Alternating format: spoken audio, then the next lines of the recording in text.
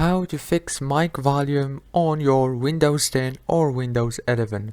Hello guys, so all what you have to do is go right here to your search bar and search for microphone, or you can just search for sound like this. Click on sound settings and go to the sound control panel, and then go to recording, and this is the microphone.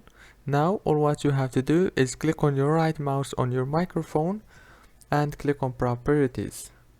Now go to levels and make sure to go it right here so you can make your mic more higher and not lower. And after you finish, click OK and everything is gonna be done. This is very easy and simple, so don't forget to like, subscribe. Thank you so much for watching until the very end.